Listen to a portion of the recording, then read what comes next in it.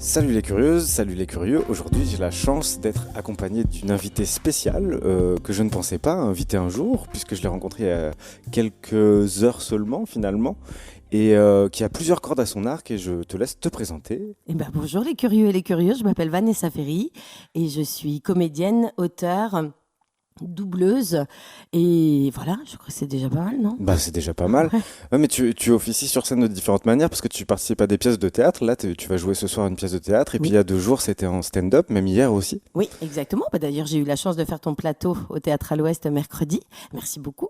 Bah, c'était trop chouette. Et puis, oui, et je fais du one woman show depuis des années.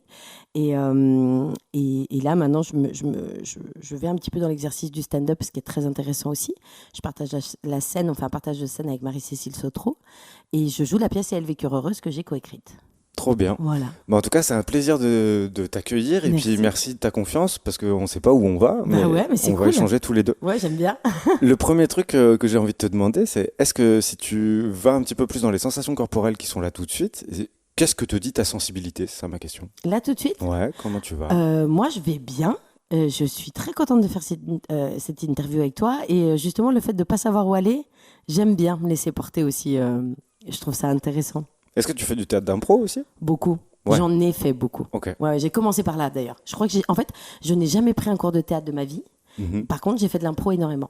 Ouais. Et je trouve que c'est un exercice qui apprend énormément sur soi, puisque l'improvisation, dans sa largeur, c'est pouvoir tout faire, mais pouvoir tout faire dans un cadre. Et ça, pour moi, c'est important. Enfin, Ouais.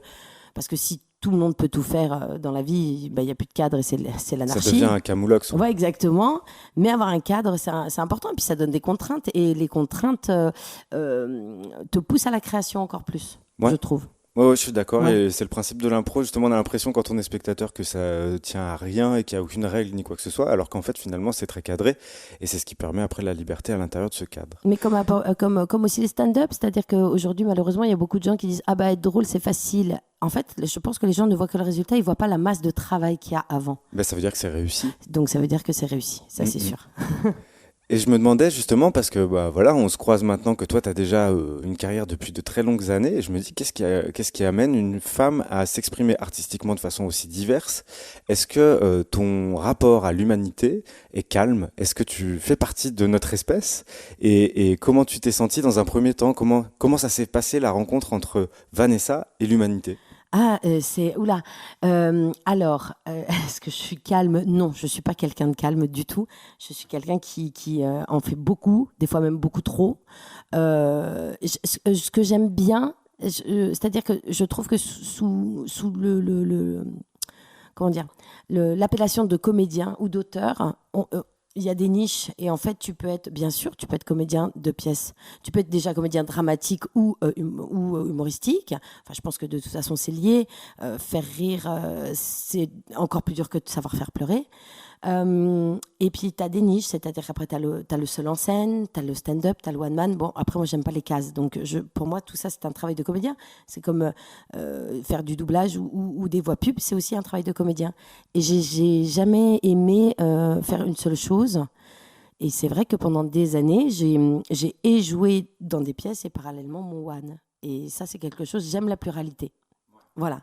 Et oui, je suis quelqu'un qui s'ennuie très vite, ça c'est sûr.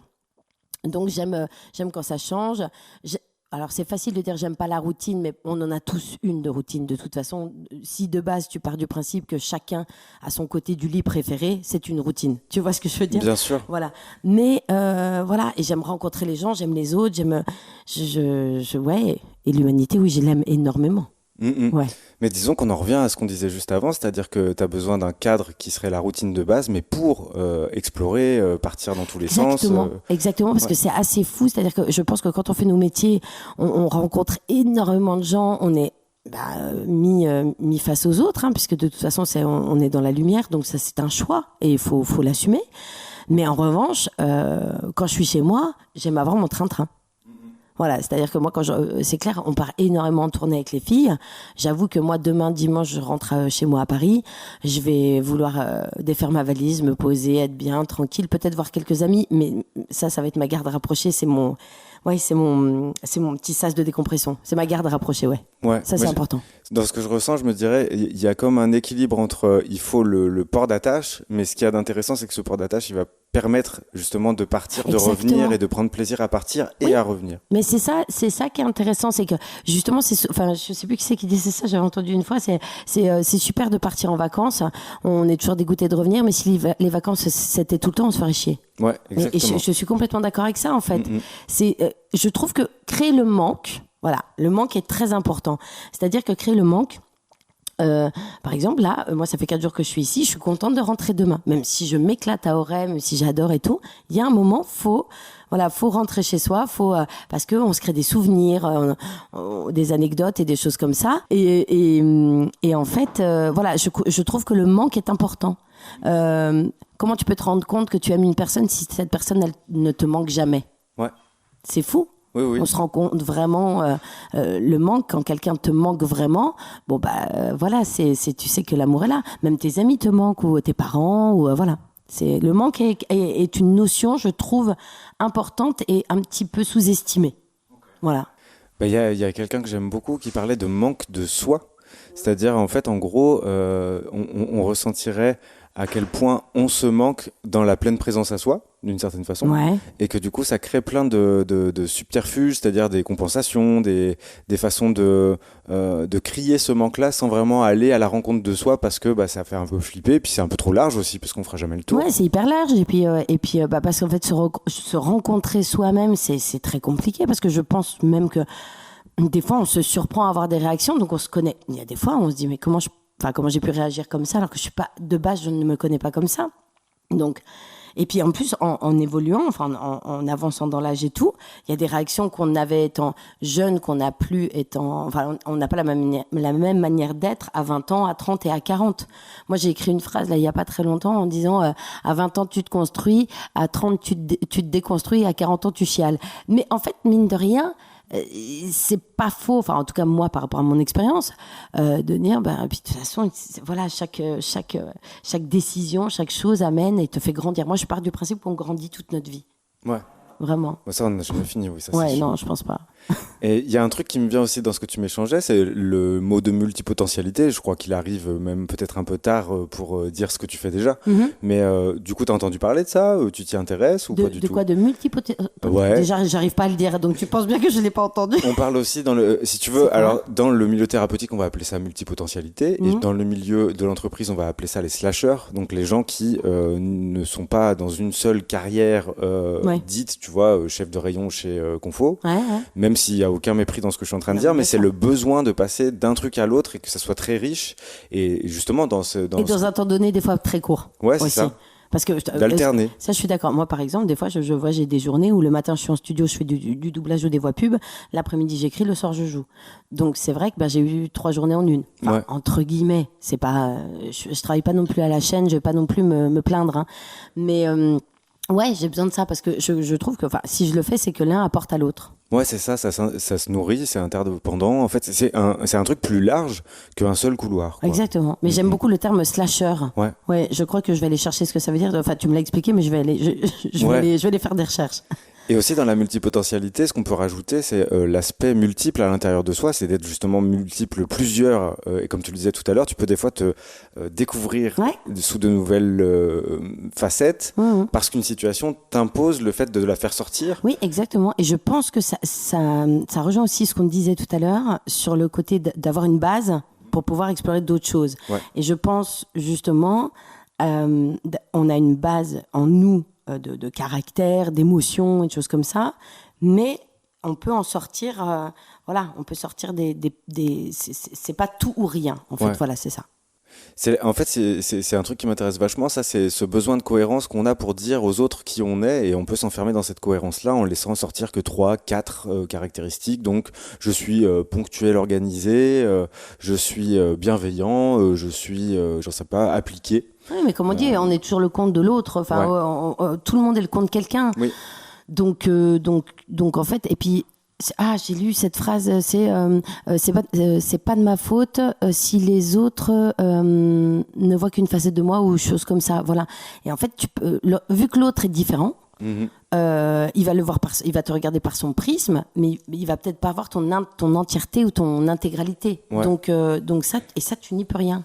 C'est comment pour toi de croiser des gens justement qui ont absolument pas la même vision du monde que toi? Est-ce que c'est une agression ou est-ce que c'est une curiosité qui s'allume chez toi? Alors pas du tout, parce que alors moi j'avoue que je suis assez pro-voltairienne, c'est-à-dire que je ne suis pas d'accord avec vous, mais je me battrai pour que vous puissiez le dire. Et ça, je suis pour la liberté d'expression. Sinon j'écrirais pas, je monterais pas sur scène. Mais je suis très intéressée. Moi, j'aime justement l'échange, comprendre pourquoi l'autre ne pense pas comme moi et tout. En revanche, ce que je n'aime pas, c'est qu'on m'impose. Si l'autre m'impose ce qu'il pense, ça veut dire que la conversation, il n'y a pas de conversation en fait, c'est complètement stérile. Si l'un doit imposer à l'autre, non. Voilà, je suis contre ça. Par contre, échanger pour comprendre, même dans des débats plutôt animés, j'ai aucun problème avec ça. Mais et puis des fois, peut-être que l'autre qui pense pas comme toi va t'amener aussi un argument où tu vas dire quand même c'est pas con. Voilà. Bon, après il y a des thèmes sur lesquels je ne changerai pas d'avis, mais je trouve que imposer sa manière de voir les choses à l'autre, non, ça je suis pas d'accord. Ok. C'est de la dictature. Très bien. Au moins c'est clair. Ouais. Au début, je te posais une question, on n'est pas vraiment allé là, et tu sais, c'est ma casquette de thérapeute qui prend la parole et qui dit, bien que ce soit toi qui as une casquette et pas moi aujourd'hui, je me posais la question, comment c'est Vanessa enfant, comment elle est avec son appartenance au reste de l'humanité quand elle regarde les adultes, les enfants autour d'elle, est-ce qu'elle se sent appartenir ou est-ce qu'elle se sent un peu décalée? Attends, c'est intéressant, je sais pas trop. Je me sens décalée. Alors c'est marrant quand tu dis la Vanessa enfant, parce que je vois très bien la Vanessa enfant, pas celle quand j'étais il y a 5 ans, mais l'enfant que j'ai encore en moi, et elle est très très présente, très très très présente, donc je pense que je me sens un petit peu décalée, ça c'est sûr. Après, par la manière de vivre et tout, oui, quelquefois, oui, tu te laisses un peu aller par le truc et tout. Non, mais je me sens un peu décalée, ouais, sûr, Okay. ouais. Qu'est-ce qui fait ce décalage pour toi? Tu sens quoi de différent chez toi des autres? Moi, j'ai peur de tout. J'ai peur de tout. C'est-à-dire que moi, quelqu'un qui m'engueule, je vais réagir comme une enfant. C'est-à-dire que je vais me mettre dans un coin, je vais pas parler, ou alors je vais lui rentrer dans la gueule. Mais là, ça veut dire que je pense que c'est mon côté adulte qui va. Enfin, c'est tout ou rien. C'est très dur dans mes émotions, j'ai beaucoup de mal avec le juste milieu, alors que j'adore la constance, j'adore la justesse. J'aime quand j'aime les choses quand ça glisse. Mais j'ai un caractère qui, si ça m'emmerde, je vais me lever et je peux tout envoyer chier. Ok. Et bien justement, les émotions pour toi, c'est un cadeau ou c'est quelque chose de plutôt chiant qui te parasite? Ah non, c'est un cadeau. Ouais. Ouais, moi c'est un énorme cadeau et je crois que je réfléchis plus avec mes émotions qu'avec mon cerveau. Vraiment. Instinctive. Ouais. De ouf. Et des fois, il y a des gens qui me disent oui, mais non, faut faire dans le taf. Des gens qui me disent oui, non, faut faire comme ça parce que tu comprends. Non, si ça je le sens, je le fais. Après, si ça se casse la gueule, je m'en prends qu'à moi. Mais ouais, je vais qu'à l'instinct, ouais. Donc tu sais t'écouter. Eh ben, il paraît. Super. Il paraît, ouais. Il paraît. C'est un sacré avantage de pas se perdre en fait dans le monde de l'autre en disant ah ouais, il doit avoir raison tout le temps. Parce que sinon, c'est le dernier qui a parlé qui a raison. Alors, en plus, le truc, c'est que moi, vu que je déteste qu'on m'impose les choses, donc forcément, si on m'impose, je vais partir. Si tu me dis, il faut faire ça, je vais partir de l'autre côté et voilà. Esprit de contradiction. De ouf. Ouais, je comprends. Moi, je suis un peu foutu pareil. Ah ouais. J'essaye de mettre de l'eau dans mon vin de ce côté-là parce que je me suis rendu compte que finalement, je choisissais contre et que c'était la même chose. Oui, c'est ça. Mais c'est-à-dire, c'est ce que je te disais, c'est qu'en mûrissant, on essaye de travailler des aspects de nous. C'est-à-dire qu'on ne changera jamais foncièrement. Mais moi, je suis quelqu'un qui m'énervait énormément. Mais énormément. Moi, des fois, ça m'amusait quand j'étais énervée, la pauvre dame du service client qui m'appelait, elle s'en prenait plein la gueule. Alors qu'elle m'avait rien fait, la pauvre dame. L'entreprise m'avait fait quelque chose, mais elle, non. Donc maintenant, j'essaye de... Enfin, tu vois, je caricature le truc, mais j'essaye, oui, de mettre de l'eau dans mon vin aussi là-dessus, quoi. Donc, voilà. Et des fois, d'être un peu plus philosophique quand je sens qu'un truc m'énerve, je me dis, c'est pas grave, j'en ferai un sketch. Ouais. Tu vois, parce que puis je trouve que l'humour a cette force-là, c'est-à-dire que tu vois, des fois quand il nous arrive, il y a une expression qui est très vraie, qui dit t'inquiète, un jour on en rira. Et en fait, l'humour c'est quoi? C'est juste regarder une situation mais 100 km au-dessus. Ouais. Et c'est là où ça devient drôle parce que en fait, l'humour c'est avoir le recul. Et l'humour, moi, m'a beaucoup beaucoup aidé dans la vie, de désamorcer plein de choses, ouais, ça aide beaucoup, quoi. Ouais. Et puis, c'est aussi un masque.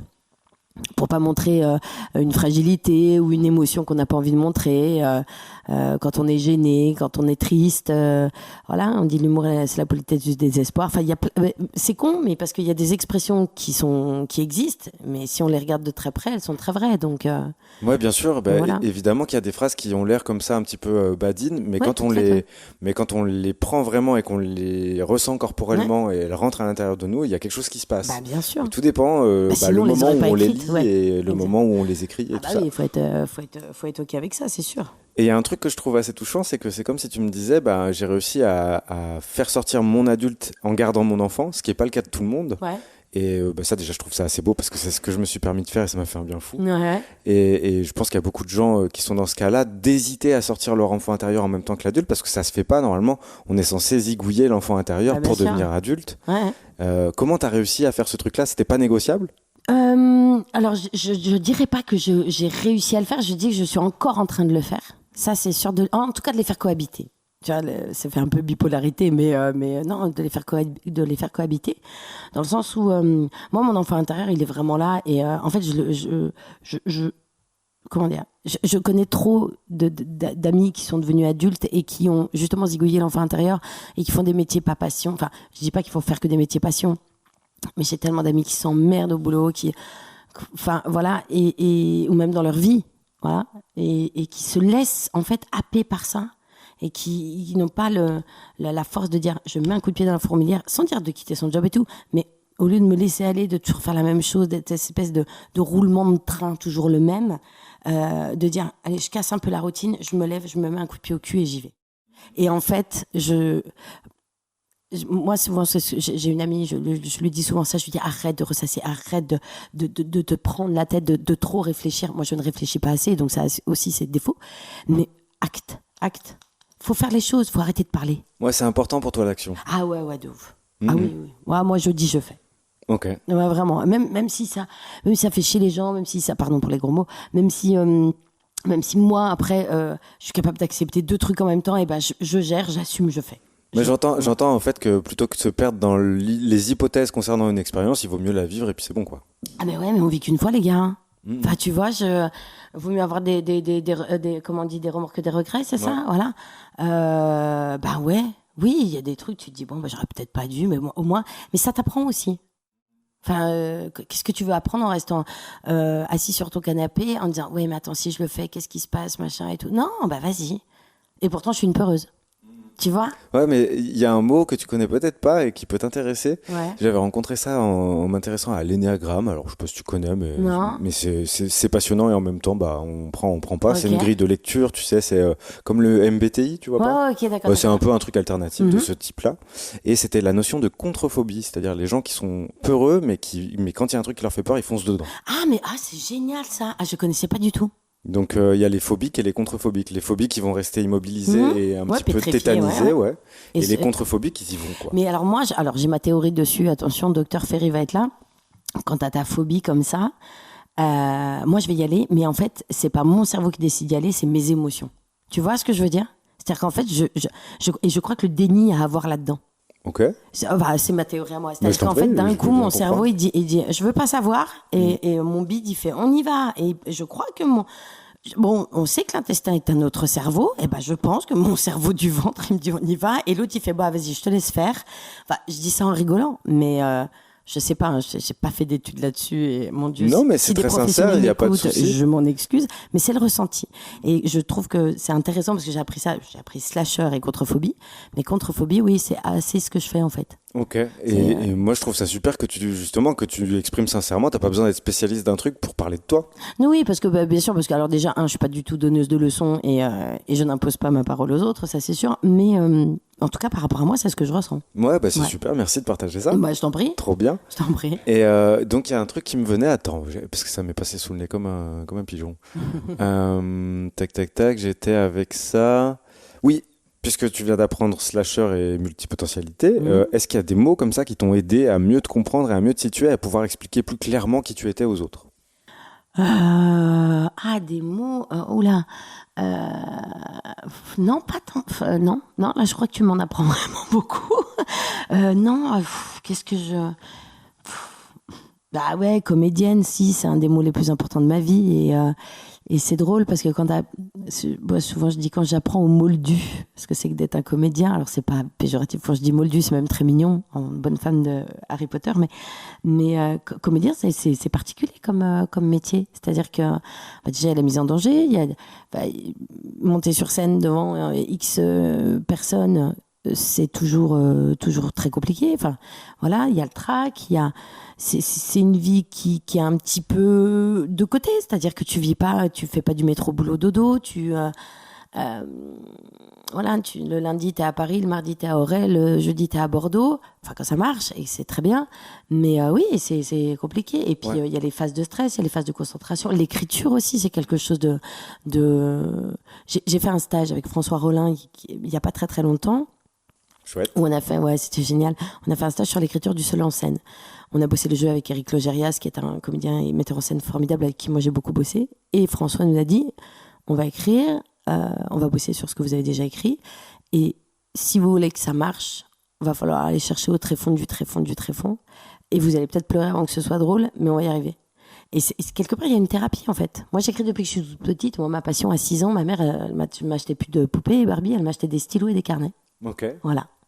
Et j'ai toujours été comme ça. Qu'est-ce qu'elle voulait dire, cette petite fille, avec son stylo et ses je carnets? sais pas, j'adorais écrire des histoires ou écrire ce que j'avais... alors, c'était pas journal intime, mais ce que j'avais vu dans la journée. Alors, très vite, vers 8-9 ans, les phrases qui m'avaient marqué dans la journée, je les écrivais.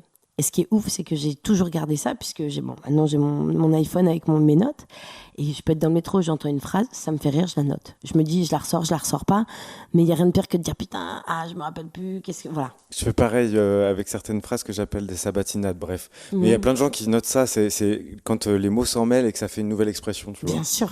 Là, hier, j'ai noté ma copine qui est une mine d'or, et je l'adore pour ça, entre autres. C'est ton cobaye. C'est Bernard Ninet. Elle m'a dit, c'est un film avec Bernard Ninet. C'est très... j'adore Bernard Ninet. C'est bien. Donc du coup, on a des jolis embardés comme ça. C'est drôle. Je me disais, j'avais plein de questions quand tu parlais. Je me disais, par exemple, est-ce que t'es plus dans ton univers avec les gens du spectacle, les saltimbanques, ou avec les moldus? Est-ce que t'as besoin de cette alternance entre les deux? Deuxième question, parce que sinon je vais oublier, c'est quand tu es en face d'un public, est-ce que tu considères que c'est un ensemble ou est-ce que tu considères que c'est plein de petites personnes c'est hyper intéressant. Alors pour répondre à la première question, j'ai aussi bien des amis qui sont des moldus que des amis qui sont des saltimbanques, ça il n'y a aucun problème. Bien évidemment, il y a certains saltimbanques, dont ces deux là avec qui je joue, qui sont mes amis maintenant, c'est-à-dire qu'on s'est rencontrés par rapport au travail, mais ce sont mes amis. Dans ma garde très rapprochée, très personnelle, mon mec est un moldu, par exemple, voilà. Mes frères sont des moldus, donc tu vois déjà on est sur quand même un cercle familial. Et après non, c'est un peu mélangé, mais j'aime bien mélanger. Justement, j'aime bien faire une petite macédoine de légumes, tu vois ce que je veux dire, mais j'aime bien quand ça se mélange parce que je trouve que tout le monde peut s'apporter. Après c'est plus des caractères qu'autre chose. Moi j'aime bien les gens qui sont forts de caractère, qui sont hauts en couleur et tout. Après qu'ils soient comédiens ou pas, je m'en fous complètement, mais vraiment. Voilà. Et après par rapport au public, je les considère comme un tout, comme un seul et même homme. Ok. Ouais. Que ce soit en pièce ou en stand-up. Alors, j'ai jamais trop pratiqué le fait de taper sur quelqu'un du public. Il y a des gens qui le font très bien, c'est parfait. Mais alors, moi, je n'aime pas ça parce que je trouve que si tu décides de monter sur scène, c'est une décision. Faire monter quelqu'un du public sur scène, ça peut être gênant. Je ne sais pas faire et je n'aime pas appuyer sur la tête des autres pour me rendre plus drôle. Je suis assez d'accord avec ça. Moi, je préfère pratiquer l'autodérision. Et j'aime bien ce côté un seul et même homme parce que y a un truc qui te prend aux tripes quand le rire il part et que tout le monde rit. Quand ça applaudit, ça fait vibrer, quoi. Donc voilà. Ce qui est très marrant parce que moi, le rire, c'est mon bruit préféré. Et pourtant, je suis misophone. C'est-à-dire que tu connais la misophonie? Non, tu vas me prendre un truc. La misophonie, c'est tu ne supportes pas les bruits des autres. C'est-à-dire le bruit de bouche, quelqu'un qui mange, tu vas faire... Tu vois, là, déjà dans le casque... ASMR. Alors, l'ASMR... C'est interdit pour toi? L'ASMR, je peux tuer. Je peux être violente physiquement. Je ne comprends pas. Je ne comprends pas l'ASMR. C'est comment quelqu'un qui mange un cornichon dans ton oreille, ça va te faire dormir. Non. Oui, Non. oui, Et non, mais je pourtant, moi, je comprends m'endors bien. très bien. Moi, je peux m'endormir en écoutant de la musique avec mes AirPods. Je peux m'endormir en écoutant Faites entrer l'accusé, ce que j'ai fait pendant des années. Je suis dingue des trucs, des faits divers et tout. Et ce qui fait très peur à mon mec, d'ailleurs. Quand à 2 heures du matin, il se réveille et que je me suis endormie avec la tueuse de la Corrèze ou machin, il me dit non, là, vraiment, tu me fais flipper. Mais voilà. Et ça, et là, il dit non, c'est pas possible. Par contre, le rire, c'est génial. Bah oui, oui. Le rire, c'est Je suis d'accord le plus avec beau toi. son du monde. Bah, ça dépend quel rire. On pourrait rentrer dans le détail, mais c'est quoi le sens le plus important pour toi? Ça a l'air d'être l'audition, mais c'est pas forcément le cas. L'audition, je l'ai travaillé. Et je l'ai travaillé énormément. Mais si, je crois que l'audition, maintenant, c'est mon sens le plus... tu sais, j'ai beaucoup travaillé avec les voix. Donc, parce qu'avant c'est comme les chanteurs, hein, avant de travailler tes cordes vocales, tu travailles ton oreille. Donc l'audition, quand même, elle est vachement importante pour moi. Je crois que vraiment... Puis, je sais pas, j'aime les sons de voix. Alexandra fait énormément de voix, qui joue avec moi. Elle a une voix suave, magnifique. Moi, c'est pas flagrant quand on m'entend comme ça, parce que j'ai une voix hyper éraillée, Moi, j'aime bien ta voix. merci.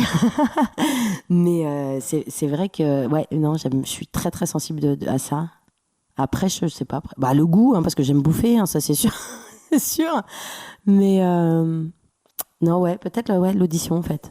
Et justement, alors je passe du coq à l'âne, Ouais. je m'excuse, et Vas-y. puis en même temps, c'est la vie. Moi, je t'en prie. Je me demande si on enlève justement toutes les actions qui sont déjà prévues, c'est-à-dire les tournées, l'écriture, est-ce que en enlevant l'action, qu'est-ce qui se passe si je te dis on enlève toutes les actions là? C'est la panique? Ah ouais. Ouais. Ah ouais, de ouf. En plus, moi, Qu'est-ce moi, qui reste pour toi si on enlève les actions? Eh ben, alors il reste des vacances, mais vu que je me fais vite chier, je vais te dire ok 15 jours, mais après pas plus. Mm, Et moi j'aime bien, alors je peux paraître très bordélique, mais j'aime prévoir. Alors ça c'est un truc, j'aime savoir, alors, en plus on fait un métier où pour prévoir c'est un peu compliqué, mais j'aime savoir que... Quand il y aura une pandémie. Non, ouais, ça, ce serait cool. Non, mais tu vois, par exemple, sur les prochains 6 mois, j'aime savoir ce que je fais au niveau du taf, machin et tout ça. Après, aujourd'hui, j'arrive à un niveau où j'ai le luxe de pouvoir me dire, je sais exactement ce que je fais en septembre 2024. Donc, je sais que je vais faire une pièce avec telle et telle personne, que ceci, que cela, qu'on est déjà en train de faire des lectures et tout. Voilà, mais effectivement, et j'aime bien savoir. C'est-à-dire que là, je sais que juin, j'ai du boulot. Je sais que juillet, je tourne un film. J'ai une petite panouille dans un film et je sais que août et puis après je joue en juillet et je sais que août je suis en vacances, voilà, et septembre on reprend les tournées et les tournages d'émissions et voilà. Donc, Ok. Je me demande, c'est la première fois que je pense à ça, mais je me dis, est-ce que les artistes, ils sont pas là pour que les gens qui font des boulots pas passion puissent tenir le coup? ah c'est marrant ça. C'est une hypothèse qui C'est vient de horrible. sortir. Mais tu sais que ça ferait un super scénario de film en fait, Mm. tu vois, avec cette personne qui veut absolument tu vois, mais un peu dans un truc de futur, moi je vois ça. Mais ouais. Alors les artistes, oui. Après, tu vois, aujourd'hui, moi, ce qui me dérange, et vraiment, je te le dis, je trouve que avant, on invitait, par exemple, les gens qui venaient en télé pour faire de la promo, ils avaient un talent, ils étaient comédiens, ils étaient auteurs, ils étaient chanteurs, machin, tout ça. Moi, aujourd'hui, ce qui me dérange, c'est tout le monde veut être influenceur. Alors, j'ai rien contre ces personnes-là, hein, bien sûr, hein, ils m'ont rien fait. Mais je trouve que aujourd'hui, j'aimerais pas du tout avoir 20 ans et vouloir ressembler à des nanas qui habitent à Dubaï, quoi. Ouais, moi non Et plus, surtout, j'aimerais pardon, pas avoir excuse-moi, 20 mais ans, quel est leur talent, en fait, à part avoir mis de la thune dans de la chirurgie esthétique? Bah ça, c'est un miroir qui est moins facile que des miroirs talentueux, ça c'est vrai. Ah, c'est pour moi, en fait, là, je trouve que depuis 10 ans, avec la télé-réalité, on prône la culture du vide. Et pardon, hein, ça fait vieille réac et tout, mais je l'ai toujours pensé. Et je comprends pas. C'est un truc, je comprends pas. Bah ça correspond à certains besoins de personnes que nous ne Ouais. sommes pas. Ouais, Ça peut-être. peut être, Oui, non, mais après, il en faut pour tout le monde. Bah bien Voilà, sûr. exactement. Ça a sa place pour l'instant, on peut que le constater Puis après, en vrai. j'ai pas je suis plus du tout dans la cible au niveau de l'âge. Enfin, ça va, je suis pas une vieille machin, mais non, je suis pas du tout dans la cible. Voilà. Et je me demandais aussi, parce que justement tu sillonnes la France et puis peut-être Oui. même au-delà, Oui. tu rencontres plein de gens, Oui. et le fait de connaître autant de gens, Alors, c'est très Tu compliqué. t'y perds pas un peu là? Non, c'est super compliqué. C'est pour ça, ça rejoint un peu ta question de le public, c'est un seul homme. Ouais. Et c'est pas. Alors, tu sais qu'il y a des individualités et tout. C'est très compliqué. Je vais te raconter une anecdote qui est très courte mais très drôle. Un jour, je vais à l'anniversaire de quelqu'un. Je joue à Paris. Je jouais à l'époque 14 fois par semaine. Ce qui était énorme. Hein. On jouait 3 fois le samedi et tout. Et je débarque à l'anniversaire de mon pote et une nana vient me voir. Elle me fait Ah, Vanessa, super et tout. Et je lui dis Oui, bonjour, on se connaît. Elle me dit Oui, j'étais au 3e rang hier. Ah. Et là, t'es là, tu te dis, comment te dire, je ne te vois pas, en fait. Parce qu'au-delà du premier rang, tu ne vois, enfin, déjà, le premier rang, tu les distingues, mais au 3e rang, tu ne vois plus. T'es dans une salle qui fait 600 places. T'as 200 kilos de projo dans la gueule. Et là, tu te dis, je suis désolée, mais je ne t'ai pas vu, en fait. Si on te rallume pas la salle, tu vois pas. Tu montes sur scène aussi, tu sais ce que c'est. Et donc, c'est assez compliqué. Alors, après, croiser beaucoup de gens, oui. Alors, les gens que je vois à la fin du spectacle, qui font des photos, les choses comme ça et tout, oui, je les oublie, forcément. Enfin, je les oublie. Deux fois, je les retrouve sur Facebook ou Instagram et tout. C'est très sympathique. Les gens que je revois plusieurs fois, par exemple, ou les gens avec qui je passe un peu plus de temps, c'est important. Par exemple, je vois le restaurant La Popote. Ça fait 6 fois que je rejoue à Auray. Je suis accueillie comme si c'était à la maison et je suis ravie de les revoir. Et d'ailleurs, je les embrasse. Et voilà. Donc, il y a des lieux comme ça. Bien évidemment, les gens. Toi, je ne t'oublierai pas, ça, c'est sûr. Et puis, en plus, j'aurais plaisir à te revoir.